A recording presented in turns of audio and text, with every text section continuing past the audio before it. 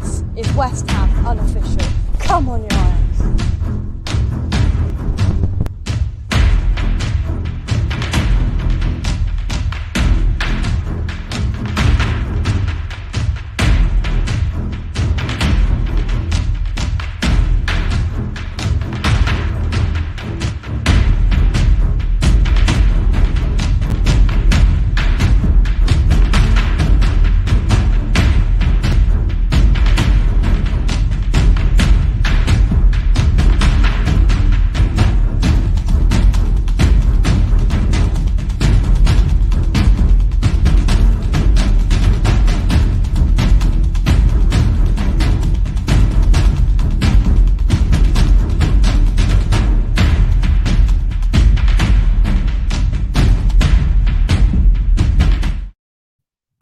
A very much out of sorts and out of form West Ham United take on Watford at Vicarage Road tomorrow. We are taking on a Watford side that haven't played since the 10th of December.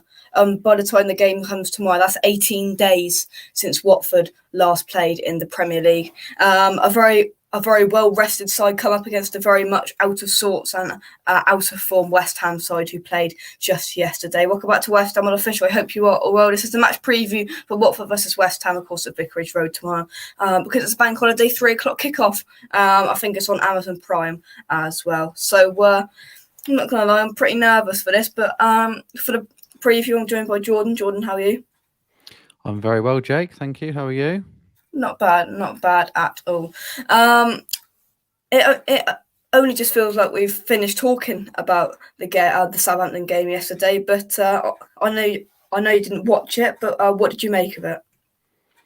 Well, yeah, I didn't go to the game yesterday. I sat out, but from what I did watch and what I've read, it wasn't a result I expected, to be honest. Especially with the way Southampton are playing and how vulnerable they are if they do have a lead at holding on to it. But again, sometimes West Ham are the gift that keeps on giving. Conceding 3 goals at home to a team, that are struggling at the wrong end of the table, quite frankly, is just not good enough compared to where we want to be this season. I know we've got our own problems in our squad. But yeah, certainly not a result I was expecting yesterday, and still processing it now, to be honest. And I don't want to be a pessimist, but I'm not. I don't think it'll be good reading for tomorrow either. I think we might end up in a draw if we're lucky, the way we're playing at the minute. Yeah, just to touch on the game. So Watford, we play tomorrow. I mean, you just mentioned you're not very confident. West Ham fans are very edgy going into this one, considering, it's been a pretty bad December for the Hammers. Yeah, form's not great. If you look back through our form in all competitions, obviously a team's entitled to have the odd bad performance here and there, and then there was a bit of hope reinstalled when we beat Chelsea, and we thought, yeah, maybe it was just a couple of games we was a little bit off. But we seem to have dipped again, and there's no good beating teams like Liverpool and Chelsea if we can't beat teams like Burnley and Southampton and Wolves and things like that. So it's great we're trying to aim as high as we can go, i.e. top 4, but it's no good beating the top sides and having a good record against the top sides if we can't beat or pick up points against teams we should be beating. So that's an age-old problem, I think, with West Ham, to be honest. It's a very West Ham thing to do, to turn up against the bigger teams. And it's these games where we should be favourites or slight favourites that we seem to struggle in. Well, exactly, yeah, because the thing is, it's such a West Ham thing. We can go and put in a cracking performance against Tottenham, against Man City, Man United, and we can go and be appalling next week against whoever comes across, whether it's like a Watford or a Burnley or somebody like that. Peter, hope you will stop the misery, as we all know is going to be another gutless performance of a team of individuals. I think that's a bit harsh. I think that is a bit harsh. It's gonna test our team, playing just 48 hours after the last game. But it's gonna be a nervous one. Hopefully we will bounce back tomorrow. James, hope you are well. Steve says, even chaps, chin up. We can beat Watford. We can, but we need to spring back into some form, and it needs to happen sooner rather than later. Watford Jordan, they are currently sitting in 17th position, 2 points off of the relegation zone. They're playing some pretty good football under Claudio Ranieri. Yeah, they certainly seem to have got out of that rut they was in at the start of the season. I think he's probably going to keep them in the Premier League. I reckon. I think there's 3 worse teams than Watford. They're obviously not, haven't played great football for the entire season, but since he's come in, you can see a change in their style of play. They're a lot harder to play against than what they were earlier in the season. So it's not going to be an easy game for us. They've, I would say, they're favourites going into it purely because on recent form of the two teams, the fact they've had a longer rest. But who knows? I mean, I want to be proven wrong. Maybe there would have been some harsh words from Moyes and other people in the dressing room, but the fact we're now without Declan Rice as well for the game, it's just going to make it even harder for us, I think. So, but yeah, Watford playing some really good stuff. It's going to be a really tough game for us. Yeah. Of course, Declan Rice got very frustrated and committed a basic yellow card yesterday, and he looked really annoyed. Of course, that's a very costly one because, as you said, he's out for tomorrow's game, which means David Moyes is within no other option but to change things in midfield. People have been begging for Moyes to change things in midfield, and he's got to now. There's no way he can keep it the same. The options David Moyes has now got is he either makes a straight swap, he either brings in Crow or Noble, straight swap for Rice, or he goes 3 in midfield where he puts either Crow or Noble in, and then he either drops Fornals or somebody back into the top, or bring in Lanzini and bring into that 3 in midfield, and then obviously you then go to a 4-3-3 formation. What are you doing if you're Moyes tomorrow in that midfield? Well, I was just literally about to say the latter of what you just said. I would go 4-3-3. I'm a bit sick of this 5 at the back rubbish, to be honest. It's clearly not working. I would go 4-3-3. I'd put Noble as the holder midfielder. And this might give Souček the opportunity to get forward like he did a bit more last season. And then I would stick Lanzini and Souček in front of Noble. And then I'd have a front 3 of Bowen. Who do I put on the left? It would probably be Pablo on the left. And because, I mean, he's not playing well, but we are short up front. It'd be Antonio, and I know he scored. And it's good that he's ended that duck, but he's not been on a good run of form recently. But again, shows you how thin the squad is. But I would revert to a back 4 and go 4-3-3 and have that extra man in midfield. Yeah.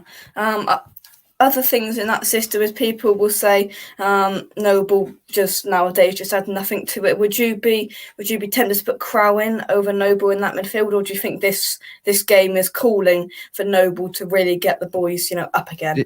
This game has got Noble's name written all over it because even though obviously he's at the tail end of his career now, a lot of those players need to kick up the backside, and this. Mark Noble understands his club. He's West Ham through and through.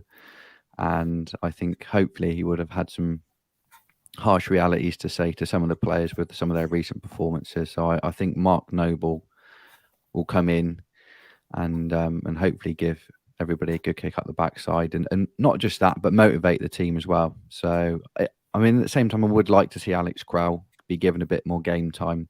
But given the situation we're in, we've lost some games we shouldn't have. I think, we need to bring Noble in, to be honest, to sort of rectify it and get the players a bit more motivated. Yeah. In terms of Watford, before we get into the chat, Watford have got a few COVID issues as well. Of course, they've had a big break due to a big outbreak in their side, but according to their official website, they quote, however, some more very recent positive tests mean that other players will miss the Hammers clash while they follow isolation guidelines. So it's going to be a more weakened Watford team as well. Just have to wait and see. So some more of their problems are away from COVID. The injury news is upbeat in the case of a load of other players that we've never heard of. So let's scroll down this article, blah, blah, blah. Ben Foster, whose recovery from a groin stage is quicker than expected. The 38-year-old is now due to commence outdoor training very soon. So we probably won't see Ben Foster in goal. here's a big thing. Ismaila Sarr won't be rejoining the first team until towards the end of January, so he's got a big injury. How key is that? He's a really good player, Ismaila Sarr, and he's got plenty of pace as well. Yeah, he's got a lot of pace, got a lot of ability. So yeah, that'll be a good blessing in disguise. The fact he's not playing for Watford tomorrow. Definitely. They've got another player as well. I think his name's Dennis, I think it's Emmanuel Dennis. Somebody will put it in the chat. Who's played really well for them this season. Let's have a look at who else is in the chat. Ryan, hope you're well. Come on, you Wyans. Let's have a little look here. Sharky, it says Watford are an attacking side which could be at help for West Ham. We can bounce back. Let's hope so. It's key is to bounce back. James, hope you're well. Blah, blah, blah. I'm free. The Premier League reported more COVID cases earlier. Yeah, I think it's Emmanuel Dennis. That's it. I think is it 100 103 or something COVID cases. Yeah, just over 100. I think they've got come in. So yeah, and I mean, to our knowledge, we don't have any more COVID problems, but we might have some because nobody knew about that Antonio COVID scare until just the night before, really. Yeah. So wow. There's got to be a bit, I think, more clarification on it because obviously we've only played yesterday and we're going into a game tomorrow, and Watford obviously have been without players. And they've had a bit of a rest, but whether that does them a favour or not, we'll see. But really, as long as teams can field a team of 14 players, then I do think teams just need to get on with the fixture list. Otherwise, we're just going to have a big fixture pile up towards the end of the season. So I think, if you can play the games and you can field a squad, just get on with it, to be honest. Yeah, Sean, I hope you are well as well. In terms of Watford, it could swing in a roundabout really because they haven't played in 18 days. That might mean they are rusty, or it might mean they're a lot fresher, a lot quicker, a lot more to the point than what West Ham are. Of course, we played 48 hours ago and they last played 18 days ago. So, can you see that being an advantage or a disadvantage for us? That's a tough one, really. I think there's pros and cons to both. The fact that they've not played, they might be a bit rusty, or it might be the complete opposite and they haven't played for so long and they're desperate to get back out there and play in front of the fans and want to put on a performance. I think what will be good for West Ham is the fact this is away from home. So I know some supporters were booing the players yesterday. So the fact that we're away from home might help our players as well, play under a slightly less pressure. So it's going to be interesting. It's going to be a good watch. I think it's quite key that we start picking points up sooner rather than later. Otherwise, the gap with the teams above us is just going to carry on growing. Well, exactly. Yeah, I mean, in the last couple of weeks, we've let the league grow. Arsenal's lead on us really grow because we've now dropped down to 6th, and Tottenham are ahead of us, and they've still got 2 games in hand on us. And if Man United pick up 3 points against Newcastle tonight, they then go above us, and we are really dropping like a stone. So we need to get some points on the board. And we've got Palace and Watford in the next week. Palace have been looking pretty good under Patrick Vieira, but you've got to say, we said it about Southampton, 3 points is must needed, and it is really needed now because we're just dropping like a stone, and we will continue to unless we pick up points. Yeah, I think that for me, in my opinion, the biggest problem is the size of the squad. The fact that we've lost pretty much the whole back four. Moyes is doing a great job. I saw a few people were sort of calling Moyes out and all of this kind of stuff, and I think he's doing a tremendous job. And we've got a good core group of players, but a lot of them obviously are missing through injury, and it's just highlighted how thin our squad is and how weak it is. And we have a few injuries, and results start to go against us. So I think this January is key for West Ham and the season. And even potentially keeping players like Rice interested, because if we don't show some character in the window and bring in some big players, then players like Rice aren't going to want to play for West Ham if we're not going to compete in the Champions League. Yeah. Said Benrahma today's gone off to the Africa Cup of Nations. How much of a miss is he going to be over the next month? I think he's going to be a big miss. I know he's divided opinions above West Ham fans, but I rate him as a player. He's grown, especially this season in a West Ham shirt. So, and especially with the way we're playing and how short we are in attacking positions, it's another player we could do without going. But it's good he's in his national setup, but it's not good for West Ham, I don't think, personally, considering the amount of games we've got coming up and the predicament we're in at the minute. Yeah, I mean, if we had to let a player go in a position, it's probably going to be in the attacking part of it. I mean, we couldn't afford to lose another defender, let's be honest. And that leaves attacking options now of Antonio, Fornals, Bowen, Lanzini, and Nikola Vlasic. Can you see Nikola Vlasic retaining his spot in the 11 tomorrow? I don't see why not. I was at the Tottenham game. He had a good game against Tottenham, and from what I saw yesterday, he tried his hardest, was playing well, and again, like with Ben Rama, I think it's going to be similar with Vlasic. You've just got to give him time, and I think personally, in my opinion, he's getting better. But again, another player who divides opinions above West Ham fans. But Exactly. I certainly think Vlasic should be in and around the team tomorrow, definitely. Exactly, yeah.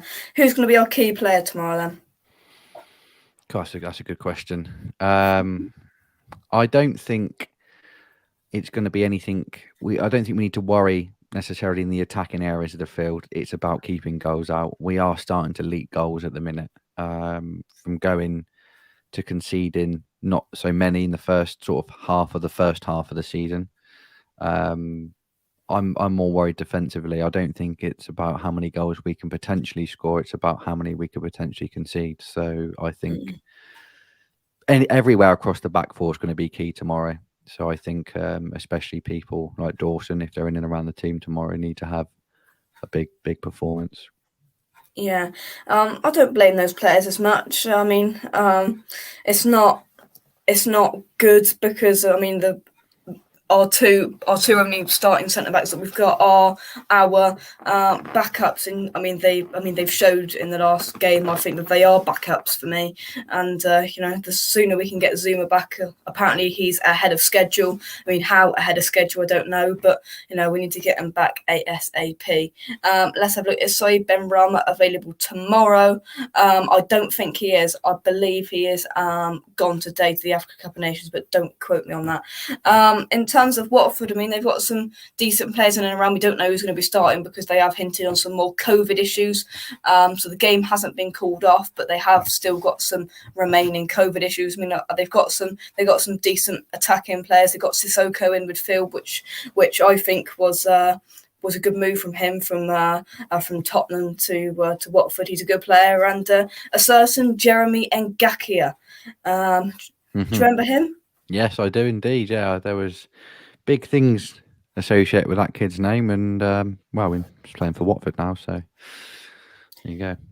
Yeah, I'd rather have Ben Johnson anyway. So would I, to be fair. I mean, they got some good players in there. They've got lots of Josh King and just some not quite the level of Premier League, but extremely good Championship players that can hurt us, I think. Yeah, absolutely. Like they're a competitive team. They're in the Premier League for a reason, and I think Ranieri's getting a bit more out of them than compared to their previous manager. So I think the midfield is going to be a key battle tomorrow.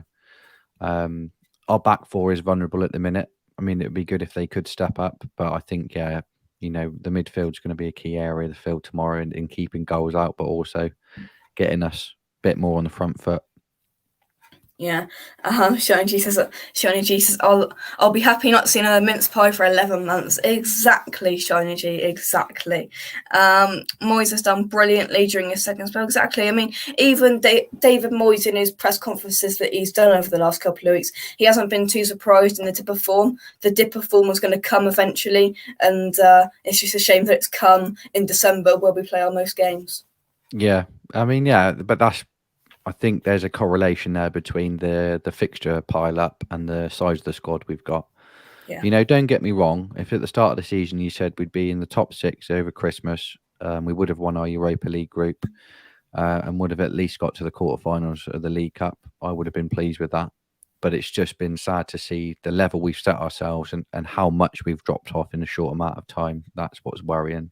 So we've got to try and end that drought as soon as possible, really. But yeah, no, where we are, we're a lot better than where we were sort of before Moyes took over. So, but it's just like he's wanted to at the start of the season. He wants to keep on aiming high, and that's what we've got to try and get back in the players and those standards we set earlier in the season.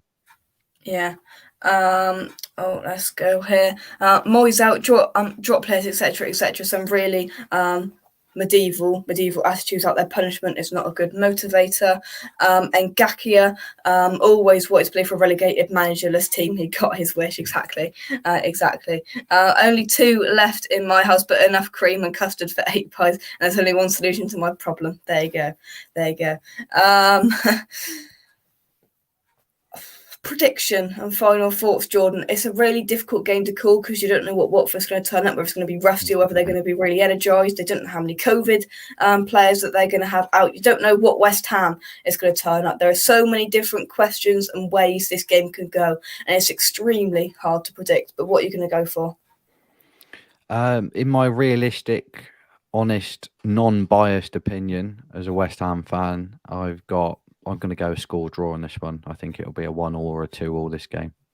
But I obviously will want a West Ham win. But, if you want my unbiased opinion, I think it'll be a score draw. Yeah, I think we might just nick it. It's going to be a really scrappy 1-0 West Ham win. I think Antonio will get the goal. And yeah, it's not going to be a fantastic, pretty watch, I don't think. But a lot of fans saying they would take a point. I mean, if we would have said that at the start of December, that we'd all be saying that we'd be taking a point against Watford, we'd all be thinking, hang on, what's going on here? But any points we can get our hands on at the moment are valuable in the run of form that we're on. Absolutely. But let's take some of your comments. Here he is. Oh, here he is. You wait till you get smashed by United tonight, Nathan. Let's have a look here. Would take a point. 2-1 Watford, 2-1 West Ham, says Sharky. Yeah, I was debating that 2-1, 1-0, something along those lines. Need to show up tomorrow, and I don't think it will be a score draw run prediction. Oh, there we go. I think it's either going to be, Jordan, I can see it being, a really scrappy, there's a couple of goals in it, or I can kind of see what happened at Southampton.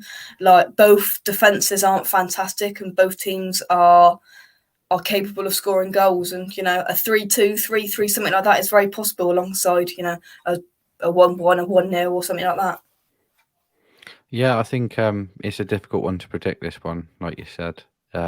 Weirdly, sometimes I'm more confident going into games against teams like Chelsea and Liverpool because I just know we're going to show up, or Tottenham in the league and stuff. But yeah, these kind of games, especially the way we're playing, are very difficult to predict. Shut it, Dufty. Exactly. Right, then we will leave it there. With your final thoughts, Jordan, you've got the lads in the dressing room 10 minutes before kick-off. What are you saying? Just pull your fingers out. Go out there and just think of all the West Ham fans who pay good money to travel up and down the country. The last 5 or 6 games haven't been anywhere near the stands we've set. So if you want to achieve big things, you've got to, play a certain way and achieve certain standards. So I think they just need a kick up the backside. And, we're always there consistently supporting the team. So we just need to keep the performances at a consistent level. And they are starting to dip off. So I think I would change a few things tactically, like we said earlier, go 4-3-3. Get the extra man in midfield, and just try and play with a bit of freedom. Try and block out and forget the last sort of 6 games and just go on a game-by-game basis rather than trying to reflect or think ahead too much. Do what we did earlier in the season and just one game at a time. Yeah, exactly. We can go to Watford and get a result. We can, and we can easily get turned over if we play like we have done in the last month or so. But pull your finger out and poke your opponent in the back when the ref can't see. There we go. Right, we'll leave there. Thank you very much for watching the preview. We will be back with normal match day schedule here on West Ham Unofficial as always. 15 minutes before the lineup is announced, we will be here because it's going to be an interesting one, seeing who replaces Rice in the midfield and what system David Moyes goes with. One thing we haven't discussed, which I want to discuss before we go, is the left back left-back situation. A lot of people were calling for Ben Johnson to come in, even though it's not his favoured side. People were saying, can't get much worse than Arthur Masuaku. Thoughts on that? I said this at the Tottenham game after half time. The couple of supporters I was sat next to, Arthur Masuaku just shouldn't be playing left back. I said this like I said at the Tottenham game. I would have gone back for Ben Johnson over on the left, and then Kufau on the right, or even Harrison Ashby. He's played all right since he's come into the team in the cup games and stuff. But yeah, I think we need to. I'd rather have Ben Johnson at left back than Masuaku. It can't get any worse on that side of the pitch. That's where a lot of the trouble, especially against Tottenham in the cup, was where the trouble was caused. So yeah, they need to plug that hole definitely. Yeah, well, exactly. Right then, let's have a little look at the final comments. Masuaku is a left behind, not a left back. He's more of a midfielder. Exactly. Right, we'll leave it there. Thank you very much for watching. Drop a like on the video, subscribe to the channel if you're new around here. Of course, as I said, there'll be a matchday build-up show followed by a matchday review reaction straight after the final whistle, and we will hopefully be discussing West Ham getting a valuable 3 points on the board. Before we go then, please check out our channel sponsors SRM, Carver and Son by clicking the link in the description down below for all of that info and just random stuff in the description. And from me and Jordan, come on, you irons. Let's get back onto some form, and we will see you in the next one. Cheers, guys, and cheers, bye-bye. Jake.